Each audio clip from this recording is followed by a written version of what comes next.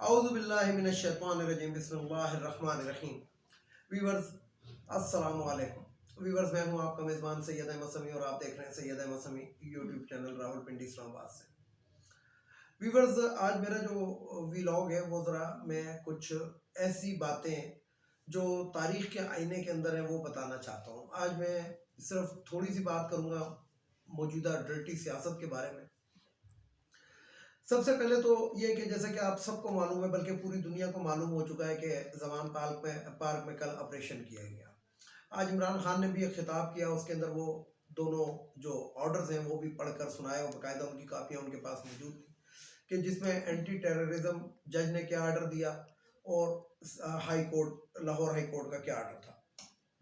لیکن اس کے باوجود جو بھی تباہی ہوئی اور جو چوری ہوئی اور جو ڈکیتی ہوئی اور جو غنڈہ گردی ہوئی، یعنی کہ کسی کے گھر کا گیٹ توڑنا، یہ نٹ اے جوک۔ تو بہرحال اس کے اوپر تو آئی جی نے پھر اس کے اوپر سونے پہ سہاگا کہ آئی جی صاحب نے ایک پریس کانفرنس بھی کر دی جس کے اندر نگران ایک وزیر صاحب بھی بیٹھے ہوئے تھے جو حامد میر کے بھائی ہیں۔ تو سب سے پہلے تو حامد میر صاحب آپ کو شرم آنی چاہیے اور آپ کو لاتعلق کر دینا چاہیے، کیونکہ جو اس عہدے اس جگہ پہ جو بندہ بیٹھا ہوتا ہے اس کو نیوٹرل ہونا چاہیے۔ نیوٹرل کا مطلب یہ ہے کہ وہ نہ حکومت کی طرف ہو نہ کسی اور طرف ہو، بلکہ وہ بات کرے کہ جو قومی مفاد کے اندر ہو۔ لیکن آپ لوگ تو جسے کہتے ہیں کہ جلدی کے اوپر پیٹرول ڈالتے ہیں، پانی نہیں ڈالتے۔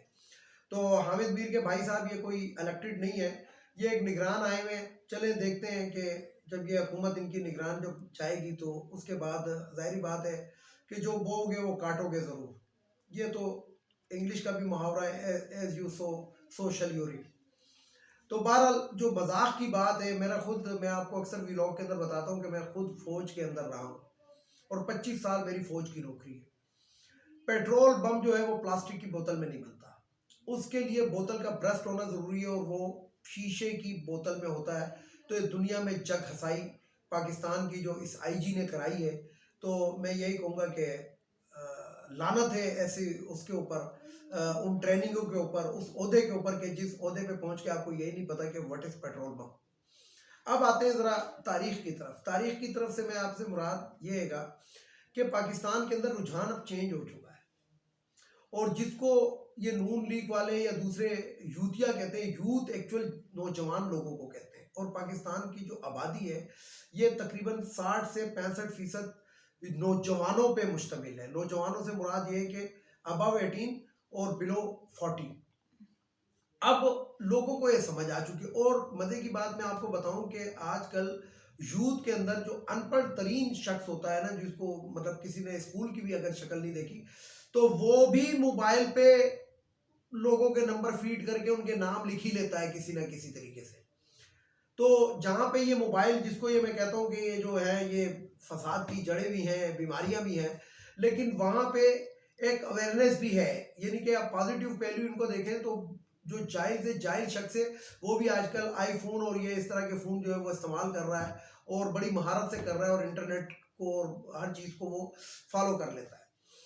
تو یوتھ جو ہے ان کا تعلق ذرا سا تاریخ سے بھی ہو گیا۔ تاریخ سے کیسے ہو گیا ہے کہ جب آپ گوگل یا کوئی چیز کھولتے ہیں تو اس کے اندر ایک تاریخ بھی آ جاتی ہے۔ تو ہم جو یوتھ، جس کو یہ لوگ یوتھیا کہتے ہیں اور ہم کہتے ہیں نوجوان نسل، تو نوجوان نسل کو دراصل اب وہ یہ سوچنے پہ مجبور ہو گئی ہے کہ پاکستان 1947 میں آزاد ہوا، چائنا ہم سے 7 سال بعد آزاد ہوا، سری لنکا ہم سے 1 سال بعد آزاد ہوا، اور بنگلہ دیش ہم سے 25 سال کے بعد ہم سے ہی آزادی لی بنگلہ دیش نے۔ اور ہم سے آزادی لینے کے بعد بنگلہ دیش ترقی کر رہا ہے، ان کے خزانے میں 80 ارب ڈالر ہیں۔ سری لنکا ڈیفالٹ کر گیا، لیکن ڈیفالٹ کے باوجود آپ کو میں بتاؤں کہ صرف میں سری لنکا دیکھ کر آیا ہوں، صرف کولمبو کے اندر 1000 3 سٹار اور 4 سٹار ہوٹل ہیں اور 2 سٹار، یعنی کہ صرف کولمبو کے اندر۔ اور سری لنکا جو ہے کوئی جزیرہ نما ملک ہے اور اس کی جو تمام انکم ہے وہ سیاحوں سے ہے۔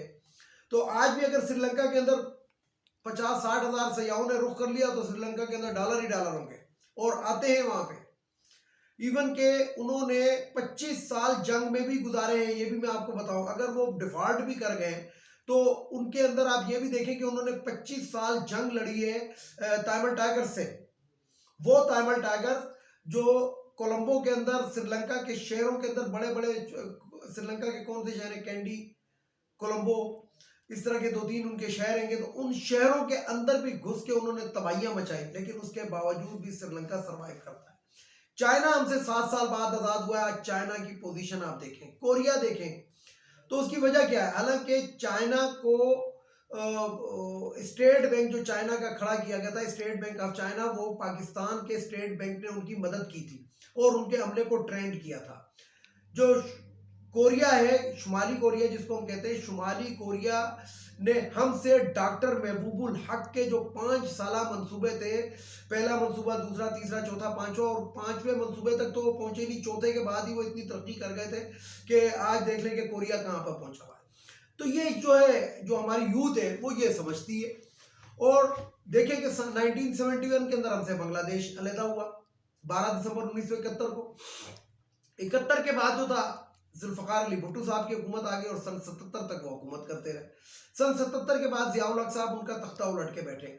ज़ियाउल हक तक पाकिस्तान के हालात बड़े ज़बरदस्त थे, हालांकि जो कुछ भुट्टो साहब बहुत अजीम लीडर थे, बहुत ज़बरदस्त किस्म के लीडर थे, अवामी लीडर थे, लेकिन भुट्टो साहब की जो कुछ गलत पॉलिसियाँ थी, मसलन उन्होंने जो कौमिया लिए थे, हर फैक्ट्री और हर चीज़ कौमिया ली थी, तो वो उनकी गलती थी। और उसके बाद ज़ियाउल हक ने आके वही चीज़ें जो थी वो कौमियाने के बाद दोबारा जो थी वो वापस उनके मालिकों को दे दी, तो पाकिस्तान जो था ज़ियाउल हक के दौर तक तरक्की कर रहा था। लेकिन हमारी बदकिस्मती कहाँ से शुरू हुई? सन 1984 से। सन 1984 के अंदर जब शरीफ ख़ानदान ने सियासत के अंदर ज़ियाउल हक के बूट चाटने वाले और बूट पॉलिश करने वाले बन के ये शख्स इंटर होता है, नवाज शरीफ और मियाँ शरीफ, और उसके बाद ये सबसे पहले बनता है वज़ीर ख़जाना पंजाब। और वज़ीर ख़जाना पंजाब के बाद जो था ये, अब 1984 से लेके आज तक का हिसाब लगा लें तो पंजाब के ऊपर इनकी हुकूमत रही है। पंजाब पाकिस्तान का सबसे बड़ा सूबा है आबादी के लिहाज से, और ये जो पंजाब है हमारे पास, ये वो वाला पंजाब हमारे पास है कि जो अंग्रेज के दौर के अंदर पूरे हिंदुस्तान की ग़िज़ाई ज़रूरियात को पूरा करता था, यानी कि हमें एक ज़रखेज़ पंजाब मिला। और ये ऐसा पंजाब था कि इसके अंदर जो कपास होती थी, तो कपास जो थी दुनिया का दूसरा बड़ा मुल्क पाकिस्तान था कपास पैदा करने वाला। तो यहाँ से पाकिस्तान की जो थी वो फॉल डाउन शुरू होता है। फिर उसके बाद 88 पे बेनज़ीर भुट्टो साहिबा आ जाती है, जिनकी हुकूमत टोटल 18 माह कायम रहती है। उसके अंदर जरदारी साहब जो है लुटमार मचा देते हैं, वहाँ से ये मिस्टर 10% के नाम से मशहूर हुए। और मैं एक मशहूर बात आपको बताऊं कि नेवी के एडमिरल ने इसके मुंह पे थप्पड़ भी मारा था उस वक्त। एडमिरल इफ्तिखार नाम था शायद उनका। तो मकसद ये है कि वहाँ से पाकिस्तान का डाउनफॉल शुरू होता है। उसके बाद नवाज शरीफ आता है, फिर उसके बाद बेनज़ीर आती है, और फिर नवाज शरीफ आता है, और पाकिस्तान जो है वो दलदल के ऐसे उसके अंदर फंस जाता है। क्योंकि जुल्फ़कार, पहली दफ़ा जो पाकिस्तान ने कर्जा मांगा था वो जुल्फ़कार अली भुट्टो के दौर के अंदर मांगा था, क्या कहते हैं, यूरोपीय यूनियन, यूरोप के किसी मुल्क से, और वो 50 साल के लिए कर्जा मांगा था। लेकिन उस कर्जे को 50 साल तक वाकई वापस नहीं किया गया।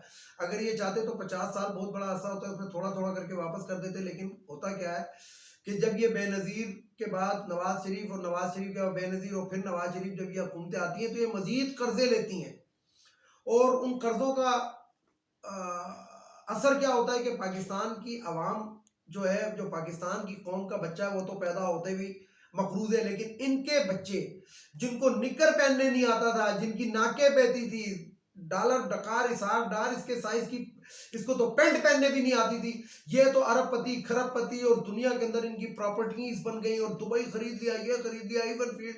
और पाकिस्तान का यह हाल हो गया कि पाकिस्तान के अंदर जो हम रोटी खाते हैं, रोटी, ये भी हम, कोई मुल्क अगर हमें गंदम दे रहा है तो हम खा रहे हैं। तो ये चीज यूथ को समझ आ चुकी है, और इसी वजह से जो इतनी रेजिस्टेंस हो रही है, ये यूथ इसीलिए कर रही है। इस्लामाबाद के अंदर कल का मैं हाल बताऊं, मेरी बेटी वहां पर रहती है, मेरे रिश्तेदार वहां पर रहते हैं, हमारा आना जाना है, बहुत ज्यादा घूमना फिरना, तो और इसी इलाके में मेरी बेटी रहती है। तो पता ये लगा कि वहां पे चिड़िया भी पर नहीं मार सकती थी। लेकिन उसके बाद बावजूद अगर ये यूथ निकल कर आई है इमरान खान को प्रोटेक्ट करने के लिए, तो इसका मतलब यह है कि वो इमरान खान पे जान दे रहे। उधर ना पुलिस की जरूरत है, पुलिस तो इनको प्रोटेक्शन प्रोवाइड ही नहीं कर सकती, इमरान खान को पुलिस तो प्रोटेक्शन प्रोवाइड ही नहीं कर सकती। आप क्यों नहीं آپ یہ تمام کنٹینر اٹھائیں، ہر چیز اٹھائیں، عمران خان جائے اپنی حاضری لگائے اپنی پیشی کے اوپر بھگتے جا کے اور واپس آ جائے، لیکن آپ نے ایک ماحول ایسا کریٹ کرتے ہیں اور کرنے کی کوشش کرتے ہیں. اس کے بعد آنسو، یہ مجھے بتائیں کہ وہاں پہ آنسو گیس کیوں گئی، وہاں پہ اتنا کنٹینر کیوں لگایا گیا، وہاں پہ دفعہ 144 کیوں لگائی گئی؟ جب یہ دین فروش مولوی اسلام آباد آتا تھا ریلی لے کے مہنگائی مکاؤ، کبھی یہ وہ ہجڑا جو ہے بلاول بھٹو آتا تھا، کبھی یہ جو ڈائن قسم کی عورت ہے مریم نواز آتی تھی، تو اس وقت کبھی دفعہ 144 لگی اور یہ آتے تھے اپنے جلسے جلوس کرتے تھے چلے جاتے تھے.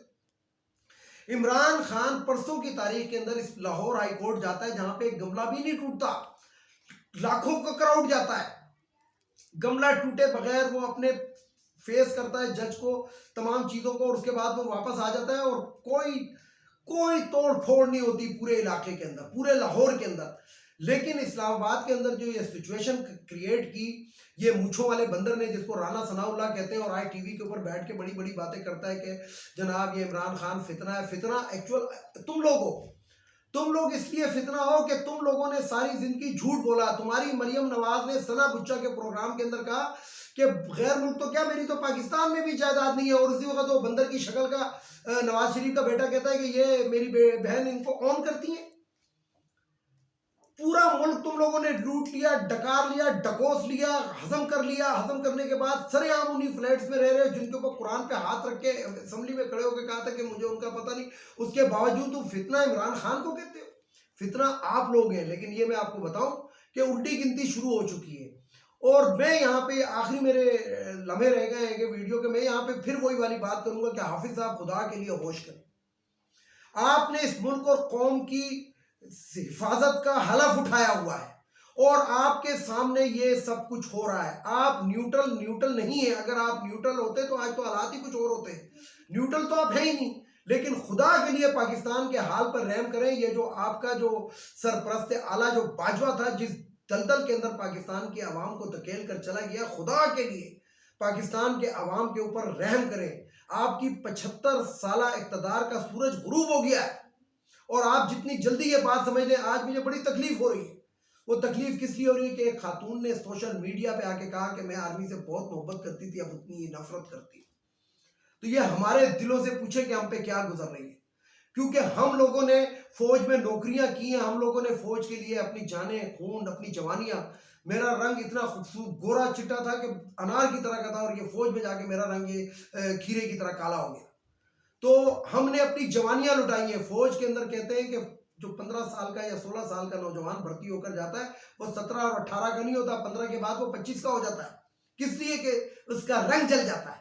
وہ کس لیے رنگ جلاتا ہے؟ کیونکہ جو قومیں امن میں خون جلاتی ہیں وہ جنگ میں بچاتی ہیں.